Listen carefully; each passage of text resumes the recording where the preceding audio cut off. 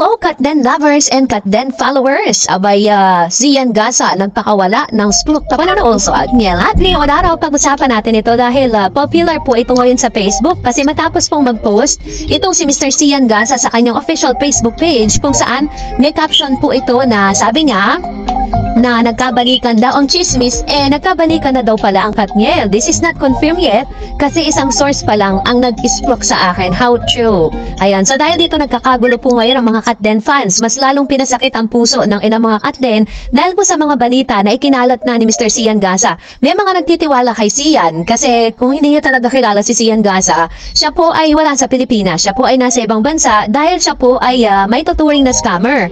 Dahil si Zian po ay pinaghahanap dito sa ating sa Pilipinas, kaya nga po nagpunta ng ibang bansa yan kasi doon, dito kasi sa Pinas may warrant of arrest na siya, so anytime nalalapag siya sa Pilipinas dadamputin na lang siya dahil sa patong-patong na kaso. Ngayon dahil dito is karamihan sa mga ini-sprook niya dito po sa showbiz ay hindi naman talaga 100% sure kasi kung ibabase naman natin dun sa sinabi ni OG na wala daw katotohanan na nagkaayos na itong si Miss Catherine at si Mr.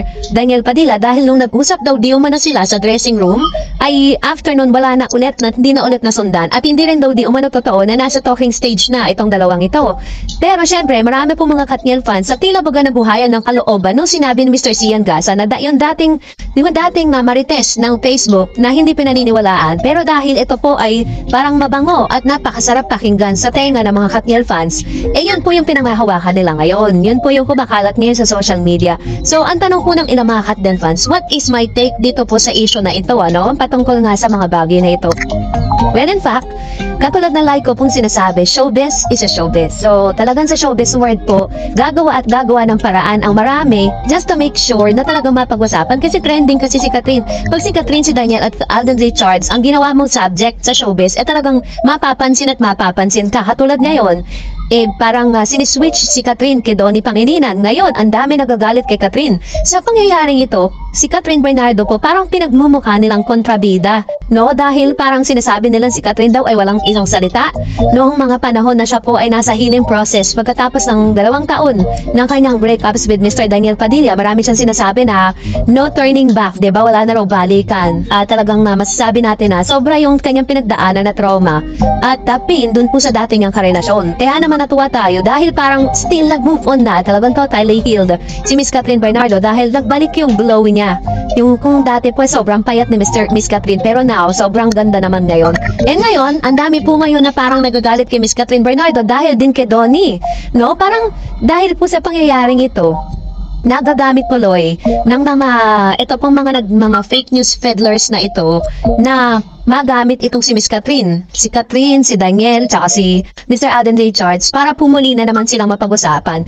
And at the same time, kanino ka ba talaga magtitiwala? Diba? Dito po sa scammer at may warrant to pare sa Pilipinas na hindi natin pwedeng, na hindi pinagkakatiwalaan lang dito, diba? Lalang dami nga ng niloko. Or dun po sa mga sinabi at sa mga statement na inilabas ni Miss Catherine Bernardo pagkatapos ng hiwalayan nila ni Daniel. So, kayo po ang mag-decide kasi kayo po yung talagang sobrang Gina G, patungkol po sa issue ito. So, iiwan ko po sa inyo ang floor. At dahil dyan, magbasa tayo ng mga komento ninyo. Unahin sa atin si Miss Pritzy Panto. Yes, Miss Areds, you hit the nail on the head. Sacrificial lamb is si Alden. But ABS-CBN should also remember Alden brought millions and billions into their coffer too. Sana hindi nila dapat ginagawa yun. God then pa din moving on, praying at isa. At sa huli sila pa rin. Pray also for people trying to destroy Alden. Ayan, naman yung kanyang komento with regards to this. Which is tama naman, di ba? Parang sa issue na sinasabi nila na si Mr. Alden Richards daw is paasa, ginawa nilang sacrificial lamb. Another one, sabi ni Flower Soon, yung si Alden baka totoo ang haka-haka na ang gusto ni Alden lalaki, hindi babae. Kawawa si Kat dito, victim of love. Si Kat wala tayong magawa. Mag-move on na lang si Kat. Acceptance, the victim of love, broken-hearted. We trust in God, whose person the right man. He give and comes to you. Kat, go, go, go and enjoy your life. Actually po, hindi lang si Alden Richards dito yung talagang nasisira. Also, si Miss Catherine, lalo na may sa mga lumalabas na balita patungkol kay Mr. Daniel at saka Catherine Bernardo. And sabi ni Miss Benga Azucena, basta for me, naniniwala ko, itong Kat din may relasyon na Ibang aura ni Alden at cut na yun. Kaya yung mga issue nila, OJ at Christy, dead ma sa akin yan. Hanggat walang legit na magsasabing hindi na ang cut din at makikita natin ibang magiging karelasyon nila. Doon pa lang ako maniniwala na wala talagang cut din, na parang di bagay on cam si Donnie at Kat. Mas bagay si Joshua, isa yan sa perfect tandem on cam. Pag yan binigyan ng project na dalawa, 100% yan kikita yan. Ayan. So naman yung kanyang komento with regards to this, na isa rin sa mga pinag-iisipan noon kasi na parang ipapartner itong si Mr. Joshua Garcia, dahil sa galing din naman, talagang premiadong aktor din naman talaga na maituturing itong si Joshua dahil sa sobrang galing niya sa mga karakter na pinaportray niya.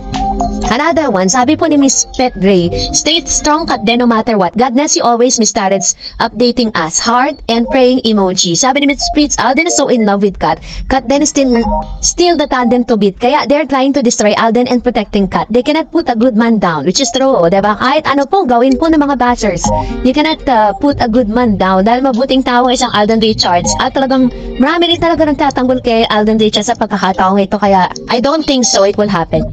Miss Annabelle Garde, hello Miss Tarets, di po naman pwede na iset aside lang ang Don Bell. Malakas pa rin ang love team na yan. Basta laging panatag at kampante lang tayo sa mga cut din. Kahit maghiwalay sila ng work at network, but in reality sila talaga. They support each other and love each other. Ganun talaga siguro pag magkaibang network. Kaya pray na lang natin na matibay at matatag ang cut din sa lahat ng intriga at paninira at then forever pa rin. So, ito po yung kanyang komento, which is very true. Sobrang dami rin po ng mga supporters ng Don Bell. Hindi natin pwedeng set aside. Sabi ni Ma'am Tita is Paragay. Hay nako Miss Tarets, kung walang relasyon sana nagsalita si Alden, kaso di naman sobrang magulang showbiz, kaya panatag lang ang cut din. Private relationship lang sila. Tuloy lang akong sumusuporta sa mga content mo Miss Tarets. Di na yan sila apektado ang cut din. God bless to all. Thank you Ma'am Tita Esther Paragay sa inyo pong komento at sa suporta na binibigay po ninyo sa ating channel. Miss Merly Christine Aquino, basta kung di magsalita si Alden at Kat, wala akong paniniwalaan. Halata na talaga na gusto talaga nila masira ang Kat din, which is true. Diba? Kitang-kita naman natin. So, tignan na lang natin, diba? Kung magkatuluyan man sila, di maganda.